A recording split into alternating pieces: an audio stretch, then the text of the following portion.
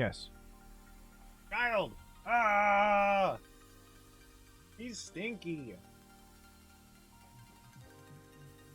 Stinky boy. His Grinch toes. Okay, we're doing the video. So, this is Armageddon's. He's an elemental shaman. Tauren male. 18% crit, 17% haste, 31% mastery, 12% versatility. What build are you running, man? Okay, you're doing Windspeaker's Lava Resurgence because you got the boots on. So that makes sense why your mastery is a little higher. Dude, he's running the old style party frames. That's hot. That's hot. Look at this. X-Pearl unit frames, dude. Is this bartender too?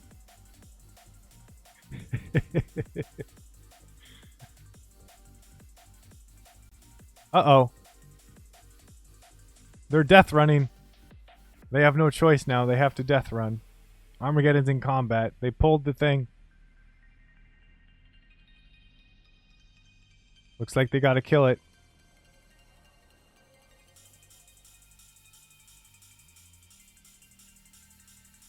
Oh no. Already off to a crazy start. Okay, so you cannot go left. You cannot go anywhere near the left side because the giant flesh guy has true sight and he sees through invisibility pots, but at least your healer was able to mass res you here. So if you're going to do invisibility pots, you have to go to the right side.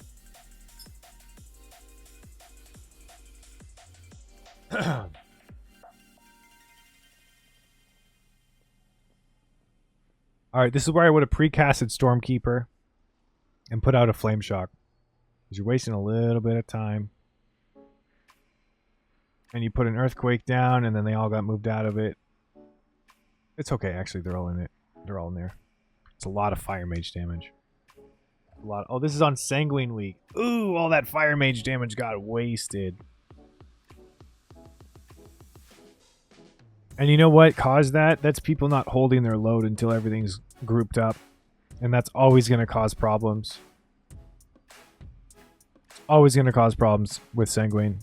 You have to wait to blow your CDs when they're all grouped up. Especially if you have like a non-target capped ability.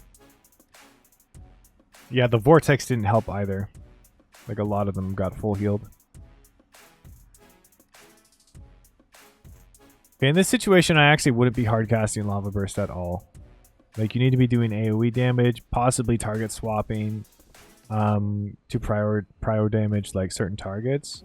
But you should be spreading Flame Shock pretty much on CD here. There you go.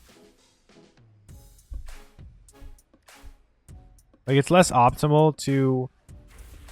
It's definitely less optimal to hardcast Lava Burst in an AoE situation like that, but the reason why you would sometimes do it is to do priority target damage. So it's understandable why you were doing it there, but just to give people who are watching this video an idea of why they would do that. So it looks like you're running a Quantum Device, which is totally fine with Windspeakers as long as you have high versatility.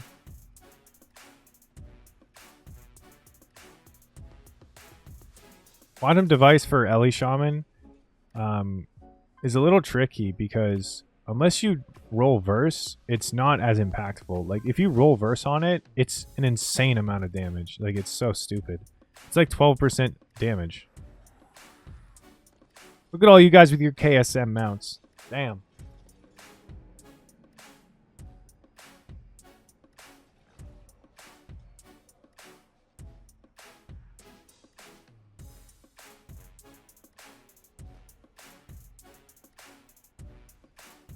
Okay, so again, I would not be hard casting Lava Burst here. Flame Shock's off cooldown. You could have spread it to the 4th target or refreshed it on the Spine Breaker. You did refresh it at the end there. But it's all about like Flame Shock uptime. I actually would have held Stormkeeper for this because they are dying. Things are dying very, very soon. And there's no reason to pop that 1 minute cooldown there. You could have saved it to be more impactful on the next pull because not only did you waste potentially the Maelstrom gained from Stormkeeper on what would have been a better AoE situation if you used that Maelstrom on an AoE pack next. You could have used it on Earthquake, but everything was dying very soon and then spread out. So you didn't get a high value use out of that Stormkeeper, if that makes sense. A lot of how to play Ellie Shaman very, very well is planning ahead. And unless you do a lot of planning ahead, you're going to fall behind. Do you have Prideful at 9.67%? Which I don't know why you're pulling the Plague Rock here, because it's Plague Rock plus the guy over there I don't think is 9.6%.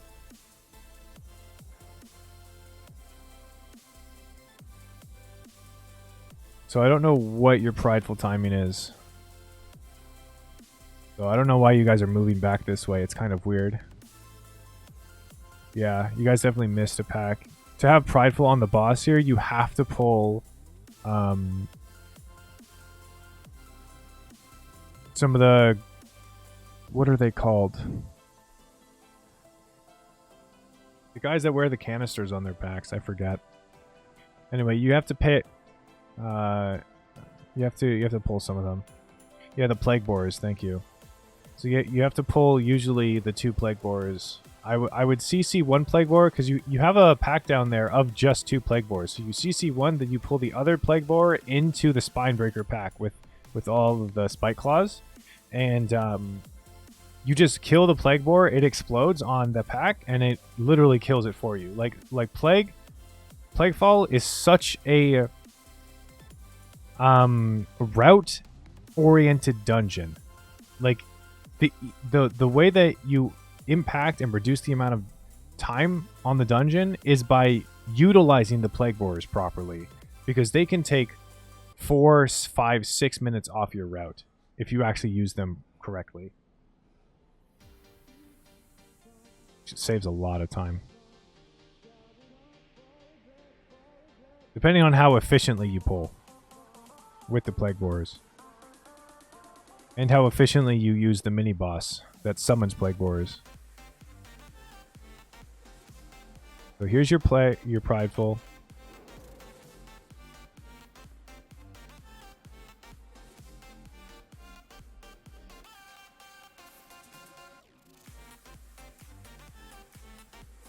So we'll skip past this. And then we'll go into the boss. Wait, I want to see how you pull. Okay, so Healing Surge. You didn't precast Stormkeeper. I would have definitely precasted Stormkeeper and then into a Fire Elemental. You want to prepare yourself pretty much the best way possible going into the fight. So here you spent time healing. I think you could have actually spent time precasting Stormkeeper instead, into a Fire Elemental, into Elemental Blast, into Primordial Wave, but you don't have Primordial Wave, so instead you would have used Flame Shock, then into a Lust. Your first Lava Burst into Stormkeeper, second Lava Burst into Earth Shock, third Lava Burst into Stormkeeper Bolt again. Okay, so I need to figure out what you're doing in your opener here. If you guys are going to submit videos, I highly recommend that you install either the Details plugin Streamer, which is a cast sequence tracker, which allows the viewer of the gameplay to see what spells you're casting. And otherwise, I have to do like this. I have to like slow down the video, rewind, play back, and do all this crap to actually see your cast. So then you Lava Burst into Quantum Device, and then you Lava Burst again. So you're not even using Stormkeeper yet. This is really bad. This is really bad. So you're completely wasting your Master of the Elements buffs here. Not even using them with Stormkeeper. Every time that you're running Windspeaker's Lava Resurgence and you have Stormkeeper available, you have all your stuff, you're doing an opener, this is what your opener is. Elemental Blast into Primordial Wave. Have your Stormkeeper already precasted so you have the buff up on your bar, okay? Then you Lava Burst into Lightning Bolt. Lava Burst into Earth Shock. Windspeaker's procs Lava Surge. You Lava Surge Lava Burst into your second Lightning Bolt empowered by Stormkeeper. All three of your Master of the Elements spells are buffed, so both your lightning bolts and your Earth Shock is buffed, and then you just do your regular rotation. It's very, very simple, not hard to accomplish at all, and I see so many people mess this up. It's very, very easy. Just practice it, understand that every single time you're going to be able to do that rotation as long as you're running Elemental Blast, and in that cast sequence. Elemental Blast into Primordial Wave, Lava Burst, Lightning Bolt, Lava Burst, Earth Shock, Lava Burst, Lightning Bolt. Every single time you're going to be able to do that, no matter how much Maelstrom you have. Because of how much Maelstrom you're generating from Elemental Blast, Lava Burst, and Lightning Bolt. It's very, very simple. And then you use Stormkeeper, but then you use your Lightning Bolts back to back and not even empower them. So that's the problem here. You waste so much damage here. Even though you did the highest burst, you would have been even higher. Especially with Prideful buff and Bloodlust going out at the same time. So you wasted a lot of damage. And based off of the way that you approach this fight, I'm guessing that you make this mistake often.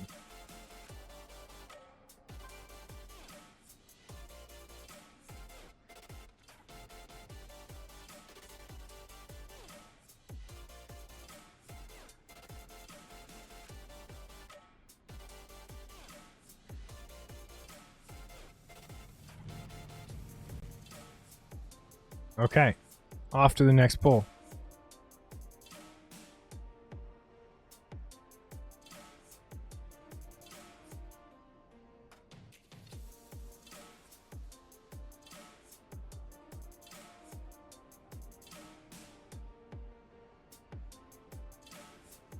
Yeah, Armageddon, you definitely don't need all these buffs on your player frame. You got rooted here. You went into this pack with Stormkeeper. You don't use Stormkeeper here for some reason. You're still casting Chain Lightning. Okay, so you have a weak aura that shows you that you have your buff, but you're not really like keeping track of it. So maybe you do need to clean up your UI a little bit or make this larger so that you have a better way of seeing it. Because whatever it is right now, it's not working for you. Again, this could be just a lack of experience, which I totally understand. A lack of cooldown management, which is going to come with repetition and practice and experience. So that could be the cause. That's a good-looking Tauren? Yeah, it is a good-looking Tauren. Little male Tauren.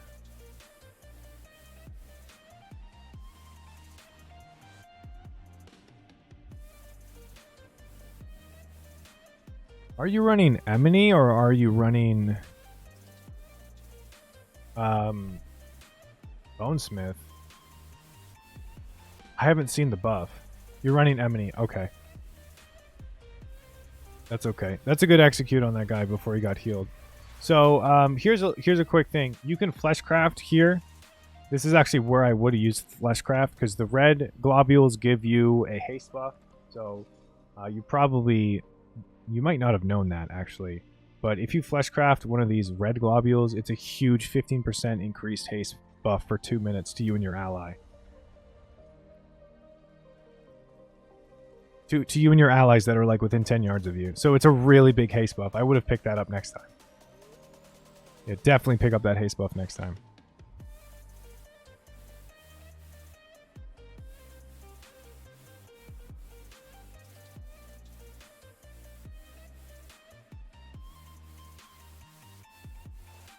You're spending so much time moving here. And I guess you're pulling in the Plague Borers, but as soon as you pull it, you need to run back. Yeah. Because they're going to start casting. Okay. So I understand what your job here was, actually, to pull the Plague Borers. And this is where you're actually utilizing them really, really well. Using Plague Borers in this dungeon is kind of crucial. Your group just needed to be a little bit better at not dying from using the Plague Borers. But this is a really good example of utilizing them. Because you can clear all of these big, hard, big pack pulls with just the Plague Borers. And it's super useful.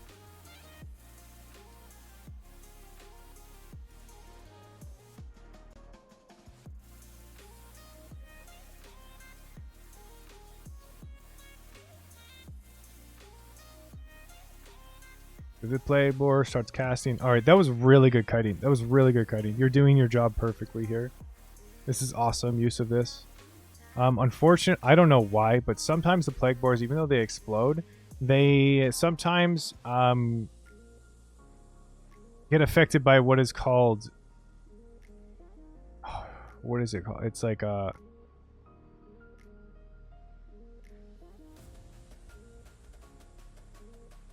it's like the horizontal plane, the vertical plane.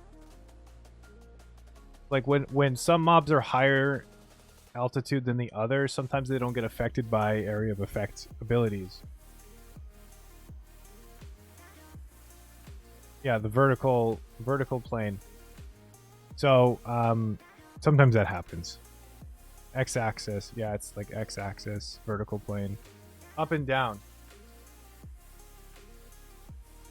So let's say, for instance, if the spine breaker is on this ledge here, like this upper lip, right, and then the plague boar was down here on this lower lip, there's a chance that the AoE bomb effect will not hit the spine breaker that's up on that higher lip. It's just the way some of the abilities work in the game, which is a little unfortunate.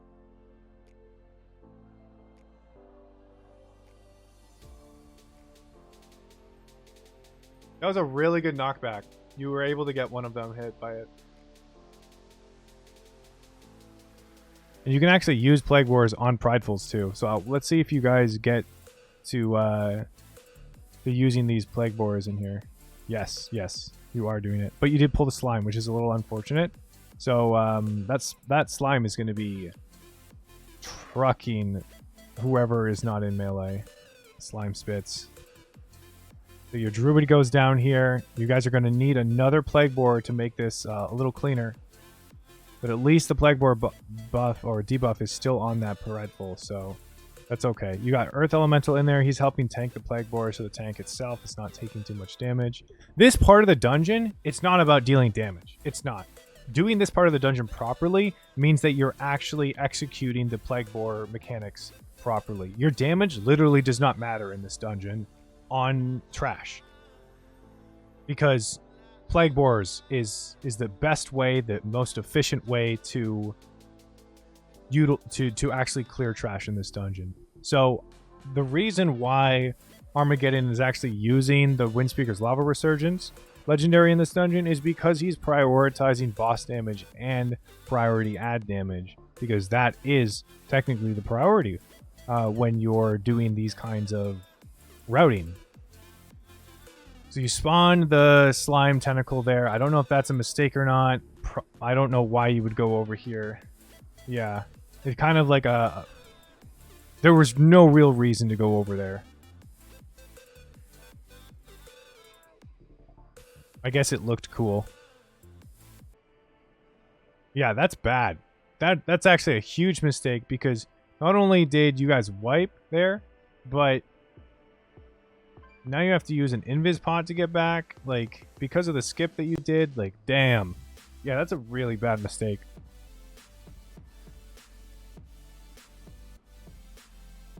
That eats up a lot of your time, man. All right, let's fast forward here. Would have timed if I didn't do that. Perhaps, yeah. Sometimes it's very easy to pick out that one mistake that costs the key, and I think that's a bad mentality to look at things in Mythic Plus, because everybody could have played better, right? Everybody had their own mistakes that they could have made less impactful in the key. Okay, so it's not always about looking at that one mistake and being like, wow, I feel really, really shitty because of that, because that's not good for your mental health, first of all. Take it as a learning experience, and try not to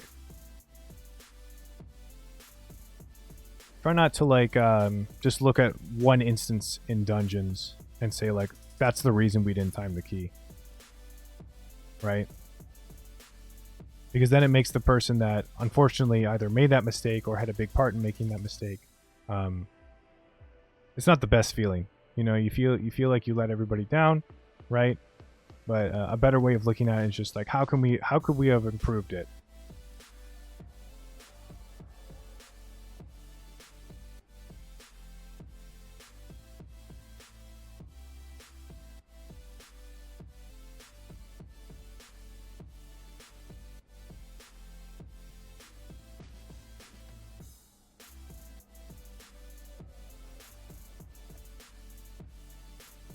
Good use of primordial waves here. Good use of lava burst spreading. You're priority targeting the purple blob there, so you're not AoEing, which is really good. You had a lot of great priority target damage there. The purple blob was putting a debuff on the other enemies, reducing their damage that they took. So another example of why Plaguefall is kind of like a priority target dungeon.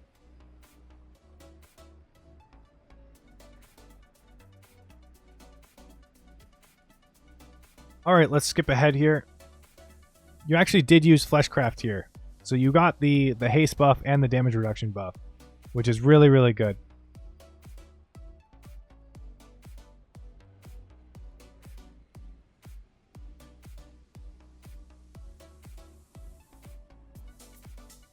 Can I... Damn, it's in 720? That's unfortunate.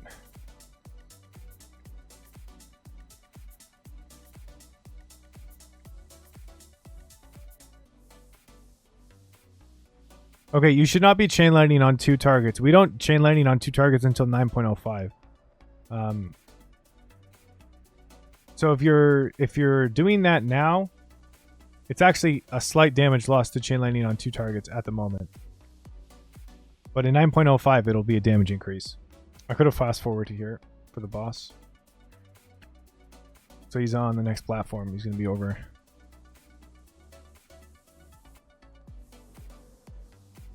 You don't have Stormkeeper going into this boss fight, which is a little bit of a... I would have saved Stormkeeper for this boss, in my opinion, but yeah,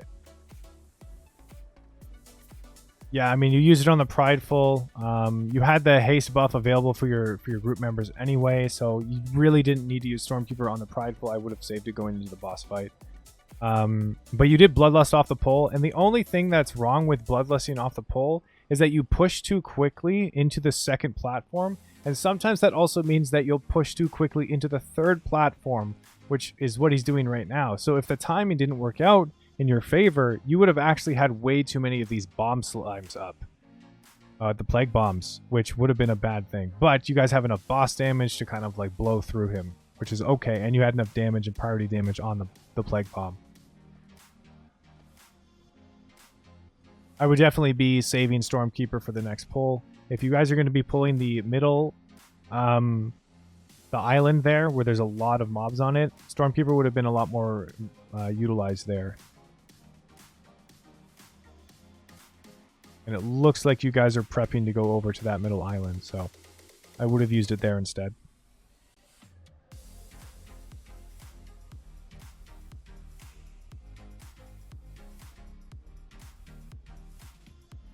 You always have to think ahead when you're playing Elemental Shaman. It's about prepping for, and as a caster in general, you are more reliant on your cooldowns, right? And so as a shaman, that is even more important to be planning ahead, because you're a builder-spender class. So you build up a resource and then you spend it. So managing your cooldowns on top of managing this resource to where your spender spells are going to be more utilized in a more favorable scenario, right? That is the way that you effectively play Elemental Shaman, is consistently planning ahead, looking at moments and asking, where is the best time to use this? Okay, is it now? Is it the next pull? How long until we get to that next pull? Okay, these are questions that you need to be asking yourself on a consistent basis when you're in Mythic Plus and playing an Ele Shaman, or playing with an Ele Shaman. Should I be saving my Maelstrom here? Does this target need to die in the next 2 seconds, or we wipe? Like, that's another thing. Should I save my Maelstrom to have an Earthquake for the next pull? Right, which is going to be even more important to do in 9.05 because of the value of Earthquake increasing so much. All right, let's skip ahead here.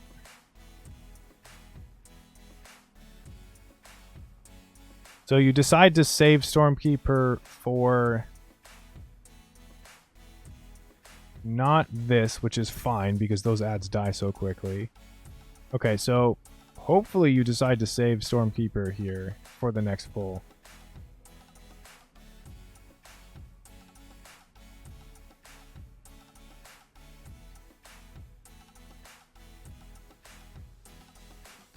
Part of playing Elemental Shaman is consistently looking at the remaining time on your cooldowns and predicting when they're going to be up for the next, like, more useful pack. So that's another little tidbit that I want to say.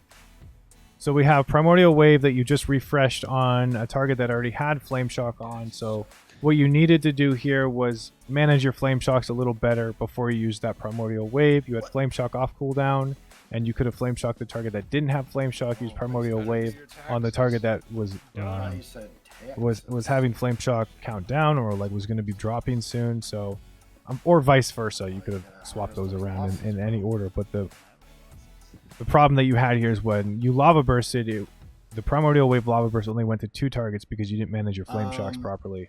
Yeah, actually, I gotta double check. I need to get out of Discord. I didn't realize I was still in Discord with my guild.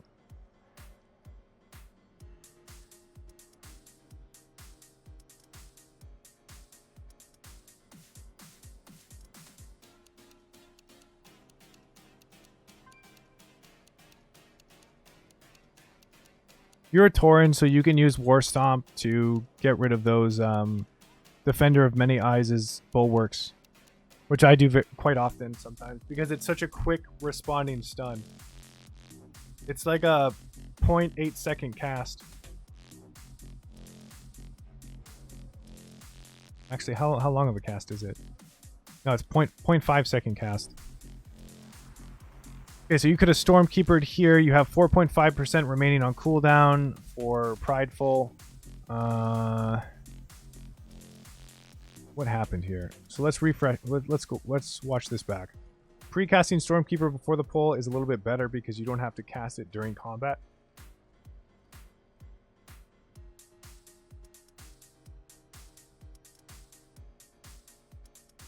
I would also recommend, since you are running a Circle Cursor Weak Aura to keep track of your cursor, you also should be running Mouse over macros for your totems, for Earthquake, okay? For things that require you to keep track of your mouse. Because you're wasting a lot of time by pressing the Earthquake button, getting the green indicator circle hovering over your mouse, and then left clicking to drop the Earthquake. Like, it may not seem like it's that much time, but based off of all the ground targeted effects and abilities that us shaman have, all of our totems, right? We could be using pet move macros and stuff like that, ground target abilities, and our Earthquake, which is like our main source of AoE damage. Every added up second counts, especially when it comes to GCDs. So this is a huge thing that a lot of people can work on, is integrating mouse over macros, but also using weak auras such as the Circle Cursor weak aura to help track your mouse.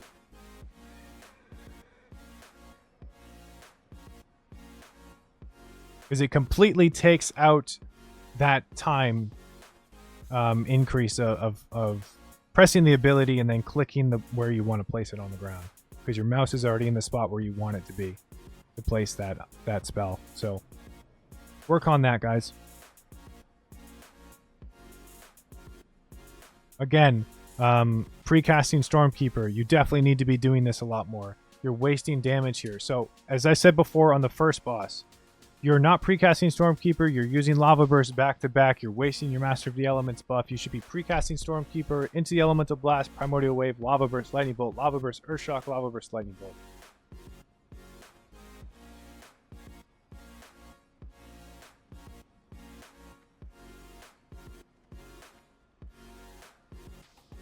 Your burst damage would be so much higher with that opener. Armageddon, go and track that. Go and practice that right now, since you're on stream. Well, not right now. Maybe wait until after the video.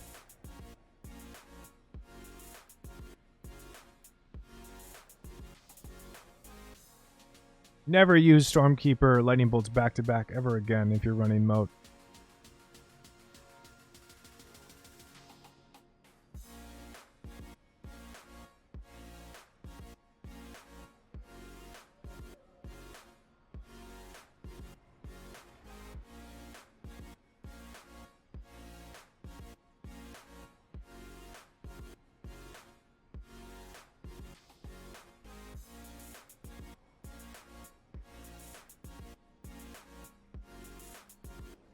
Okay, we can fast forward a little bit here.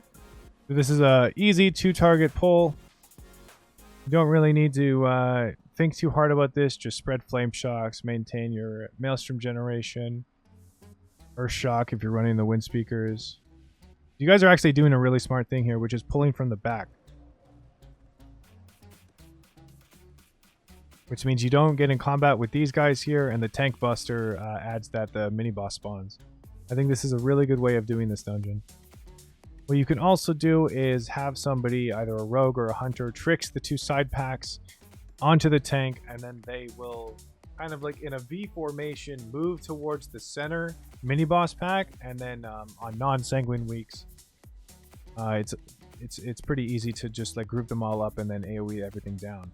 But on sanguine weeks like this, it's a little bit of a better solution to pull them before, so that they don't affect how long the pack actually takes for your next Prideful. So obviously, in my explanation of another way that you can pull this room, the group would be standing over here with the tank, and then whoever was tricksing would pull the 2 mob packs, and then they would converge into this area, and you would just pull everything together. Nice percent fail here. Oh, 6.3. Yeah, you guys need to pull the slimes. That's unfortunate. 1 slime, I think, is all you need. Let's fast forward here.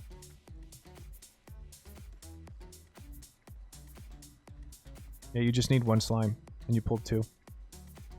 This is going to be a little bit tough because you didn't need 2 slimes. You have to kill the purple one first. Purple one's going to spawn Prideful, and then you still have the green slime to kill as well.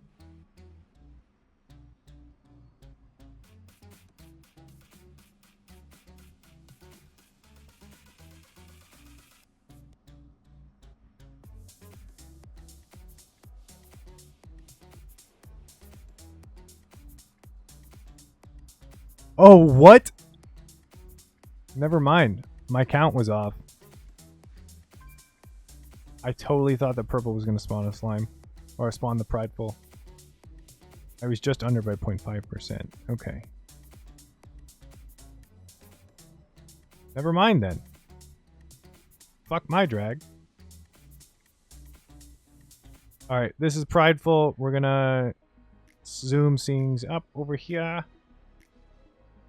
Yeah, there's really no reason to sit on Stormkeeper this long. This is a consistent problem for you. So fix that, and I think actually you're going to be doing a lot better in your keys. You sit on it for so long here. There's no reason for that.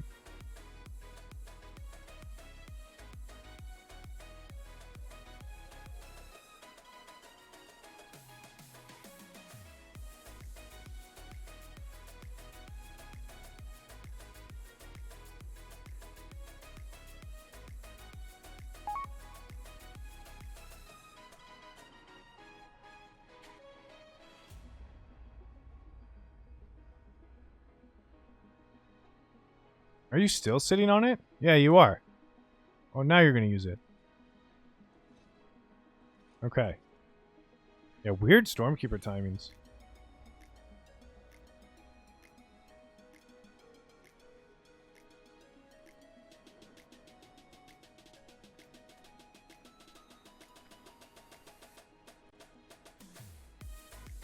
Your lava burst casts keep getting interrupted because the targets die. That's unfortunate.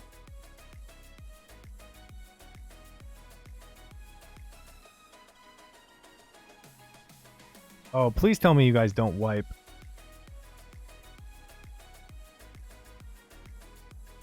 Please tell me you guys are good and you don't wipe. If you lust here, you should be fine.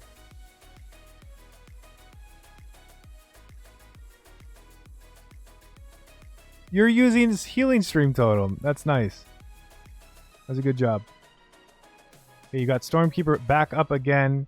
I really just don't think that you're tracking Stormkeeper properly.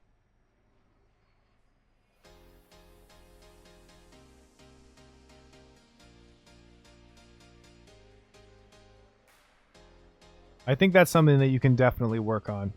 For sure. So have a better tracking system in place for your your cooldowns, manage your cooldowns a little bit better, okay? And start thinking ahead a little bit more in your gameplay. Fix your opener too. Fix your damn opener.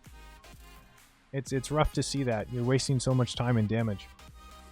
But that's going to come with proper use of Stormkeeper management. So that's this video, guys. I hope you enjoyed it. 17 Plaguefall highlight. So another viewer analysis of gameplay and commentary.